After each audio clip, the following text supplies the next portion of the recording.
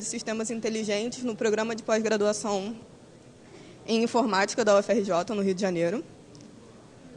Esses são alguns dos meus contatos, o meu Twitter e o meu GitHub, e o GitHub do meu projeto. Um pouco mais sobre mim é que eu sou fundadora de um projeto chamado Algipedia, que é uma enciclopédia livre de software e algoritmos e implementações. Eu sou sócia da empresa Hub9, que é uma startup do Rio de Janeiro. Eu terminei o bacharelado em Ciência da Computação. Atualmente eu faço mestrado em Inteligência Artificial. E eu sou uma colaboradora Paileire do grupo Paileire Rio. Meu e-mail, meu GitHub, meu Twitter, sei lá, meus contatos estão aí. E a ideia é por que reutilizar código? Por que é importante reutilizar código? O ponto principal é produtividade. Se você parte de um ponto que já existe, em teoria, o desenvolvedor vai conseguir chegar mais longe e mais rápido, que é a definição de produtividade. Só que existem alguns truquinhos sobre a reutilização de código. Além de produtividade, tem o porquê ficar reinventando a roda. Se existe um projeto que você está fazendo e ele é bem feito e você tem acesso a ele, ele é testado e ele é estável, por que não usar ele e usar o seu só por fazer, em vez de melhorar um projeto que já existe? Mas reutilizar código não é só maravilhas. Por exemplo, se você entra no GitHub, procura o código que faz exatamente o que você quer, você não tem o domínio sobre aquele código, pode ter algum bug escondido nele. Ele pode ser malicioso, ele pode estar roubando o cartão de crédito dos seus clientes.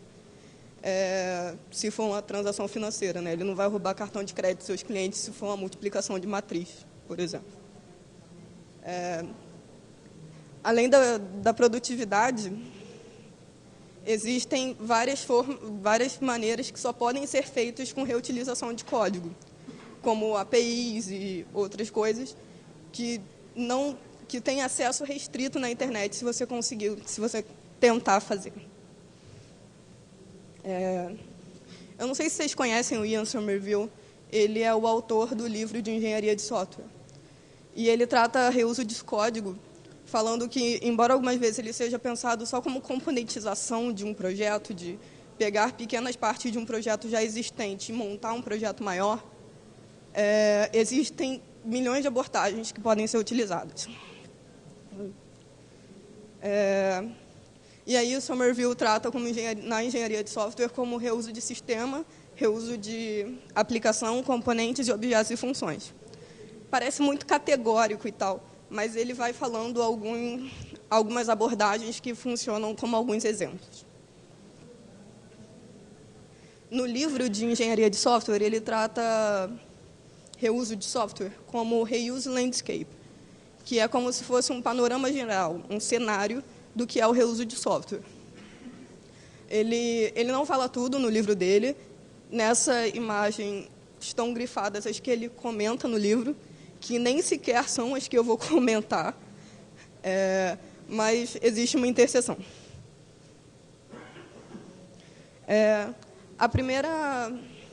O primeiro tipo de reuso de software que ele cita é Application Frameworks, que é uma coleção de classes abstratas e concretas adaptadas para criar um sistema ou de aplicação.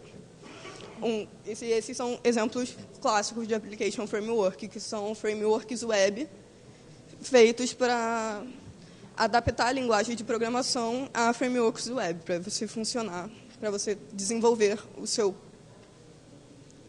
da sua aplicação web. Os exemplos são ASP.NET, MVC4, o Django do Python, o Rails do Ruby, o Spring do Java, e muito provavelmente existem milhões por aí. A segunda forma de acesso que ele cita é a API, que é um conjunto de rotinas e padrões. Tem umas definições bem fechadas, bem chatinhas sobre o exemplo, mas essas definições ajudam a entender melhor qual é a diferença entre cada tipo de reuso de software. API, hoje em dia, é praticamente impossível lançar um projeto público geral assim, para o usuário final, e esse usuário final não ser uma empresa, ele ser um usuário qualquer. E esse seu projeto não ser conectado com uma rede social, alguma rede social.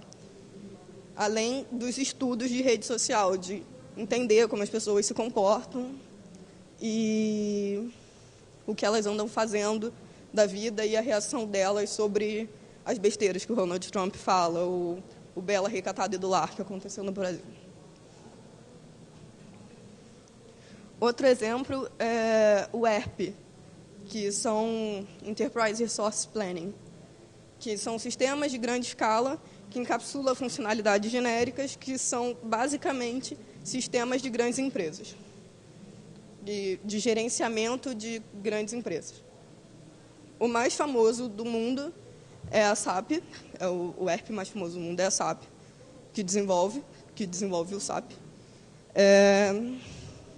Só em 2014 eles lucraram 17 bilhões de dólares e de euros, né? Está escrito ali. E Enterprise Systems, no caso da SAP também, eles são um sistema que ele é adaptado para cada empresa. Ele tem um sistema geral, e aí você contrata uma consultoria SAP, e ele adapta o SAP para você. E o que o software livre tem a ver com isso? Que é muito difícil você conseguir reutilizar um código fechado. Você pode até conseguir reutilizar ele, mas como uma caixa preta, né? Se você basear todo o seu desenvolvimento de um projeto, vamos supor um projeto longo, e você faz isso com um projeto fechado e você usa ele como uma caixa preta, a chance de você encontrar um erro lá dentro e acabar com o seu projeto, você não conseguir desenvolver mais o seu projeto baseado naquele erro, é muito grande. E aí você vai ter que, se você não conhecer o projeto, né, você pode usar um projeto estável, mas se o projeto não for estável e você encontrar um erro, você vai ter que mudar todo o seu projeto e voltar para a sprint zero. E ninguém quer isso no meio do projeto. E essa é a ideia de, se você faz reuso de software e o seu software é livre, uma vez que você encontra algum problema no código do amiguinho, você consegue consertar, ou melhor do que consertar, você consegue implementar testes nele, você consegue melhorar o quanto ele é robusto, o quanto ele se adapta ao seu código, em vez de consumir códigos só como caixa preta, que é o caso de APIs e frameworks fechados. Mas e aí? Existe buscar no Google exatamente o código que eu imaginei, que eu sempre quis, exatamente o software que eu ia dizer. É tão fácil assim encontrar um software que você quer para reutilizar? Não. A resposta é não mesmo. Tipo, o GitHub tem 38 milhões de repositórios em Python no ano de 2015. Qual deles que faz o que você quer? Numa busca só por palavra-chave, pela palavra-chave que está no README. Fica bem mais complicado descobrir exatamente o que você queria. Eu pesquisei algumas soluções de reuso de software na academia, porque eu faço mestrado. E existem alguns artigos, não é muito comum a otimização de reuso de software não é um assunto muito comum, mas existem alguns esforços para isso. E esses esforços eles são voltados à classificação de código e entendimento do que aquele código significaria. E uma vez que você consegue entender o que aquele código significa, você consegue buscar por ele melhor, como uma otimização de information retrieval. Não sei se vocês estão familiarizados com as técnicas de recuperação da informação. Esse artigo da Mary e do John, ele é uma forma de interpretar programas feitos em Smalltalk. O escopo dele é bem delimitadinho.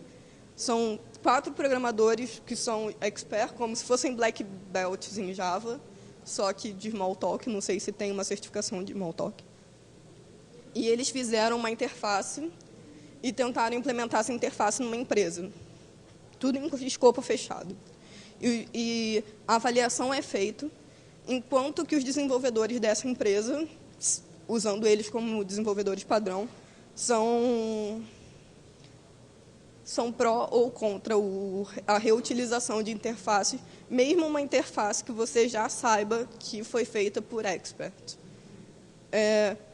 70% dos desenvolvedores tentaram se aprofundar na interface e utilizar ela, maximizando a produtividade deles, mas 30% de pessoas que preferem refazer um negócio que elas sabem que foi feito por alguém melhor do que elas, ainda é um número meio grande, do tipo... O cara é o expert, ele é o número 2 na parada, e você vai fazer melhor do que ele. Quanto tempo você vai gastar para fazer isso? Sei lá, vai ver, tinha o Einstein da computação lá, mas eu duvido que tinham 30% de Einstein na empresa. Então, ainda existe uma resistência grande ao reuso de software.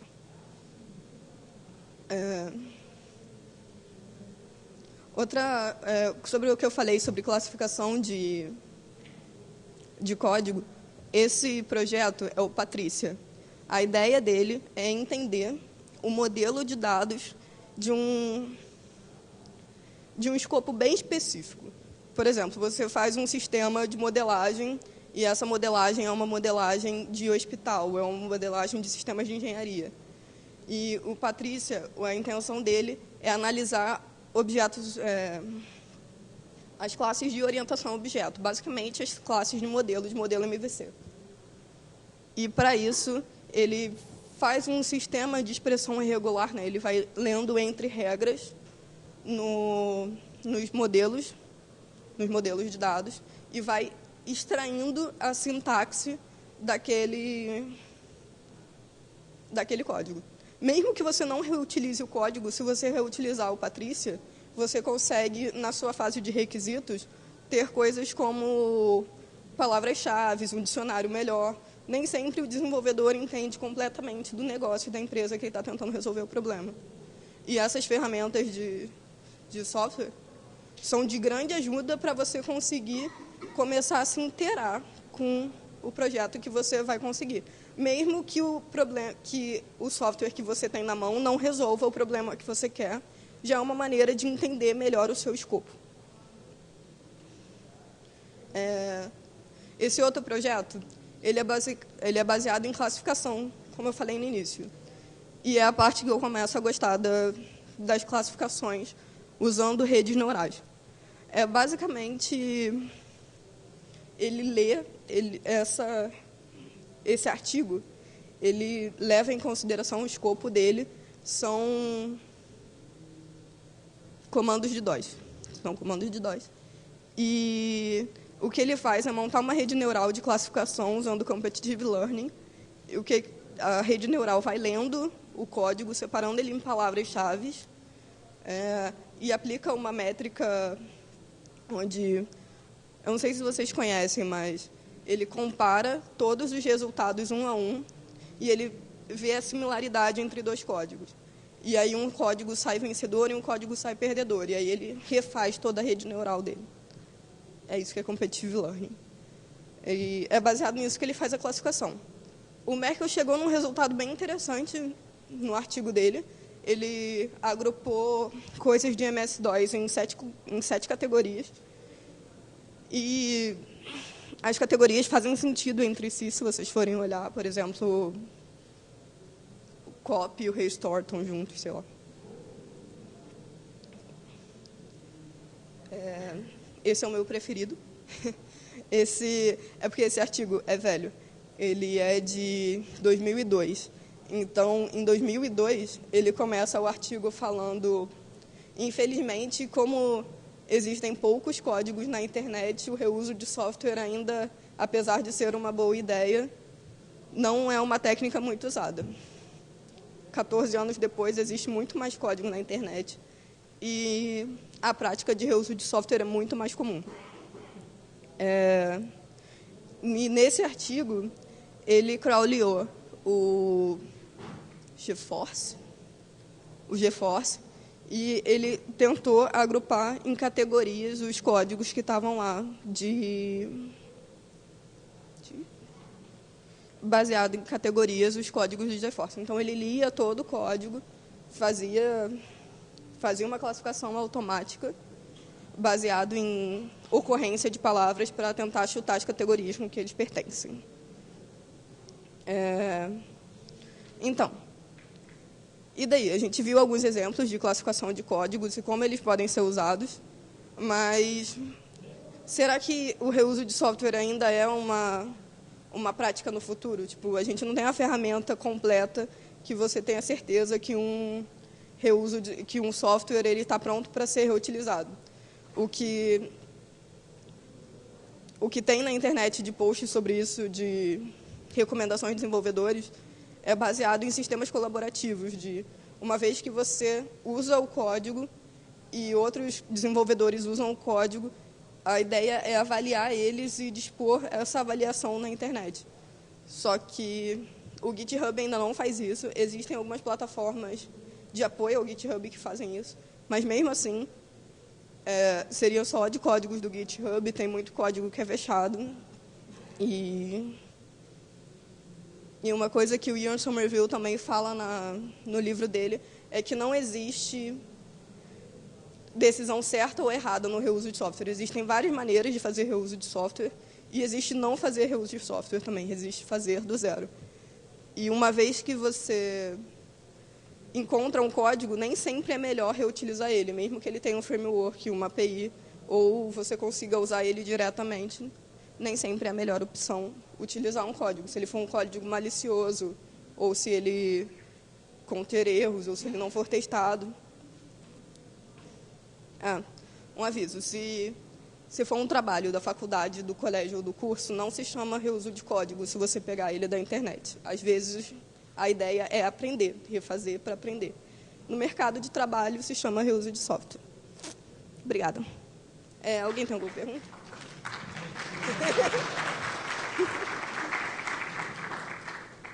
Oi.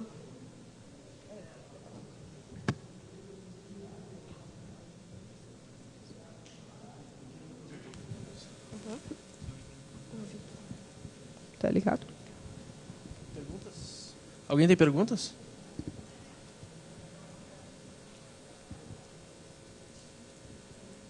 Thaís, em qual momento o reuso de código começa a ser ruim? Por exemplo, recentemente na comunidade de JavaScript, quase a comunidade inteira tombou porque deletaram 11 linhas de código numa biblioteca que quase todo o NPM usava. E na própria comunidade Ruby, a gente utiliza muito gem. Assim, tipo, é muito normal uma aplicação ter mais de 50 gemas. Só que eu nunca peguei uma aplicação Rails, assim, eu trabalho com consultoria, nunca peguei uma aplicação Rails que eu rodava testes básicos de segurança e não tinha alguma gema que não tinha falhas de segurança, sabe? Então, até que ponto a gente está entregando aplicações piores por reutilizar código? Ou levando outros problemas por reutilizar código? É uma definição de arquitetura, né? Uma vez que você encontra um código, você perde um tempo para descobrir se ele é um código reutilizável mesmo. Mas a ideia de reutilizar código, principalmente código aberto, no seu projeto, se ele for grande, é dar um fork e só subir para uma nova versão, uma versão estável. É fazer um controle do código que você está reutilizando. Ficar pegando código direto lá e dando pull, toda a atualização que sobe, pode ser um tiro no pé. Num projeto grande, você pode fazer o seu cliente perder dinheiro também.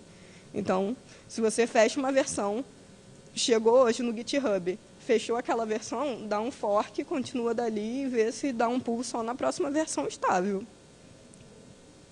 Obrigado. Nada.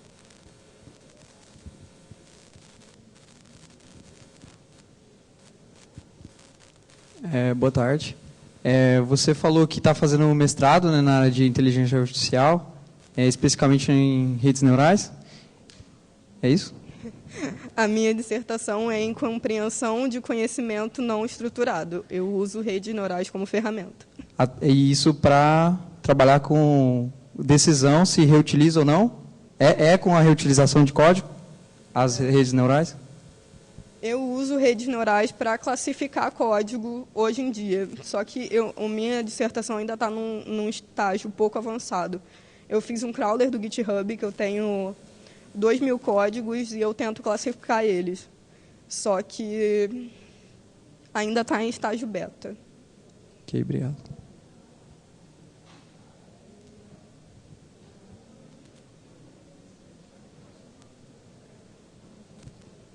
Alguém mais? Então, obrigada, gente.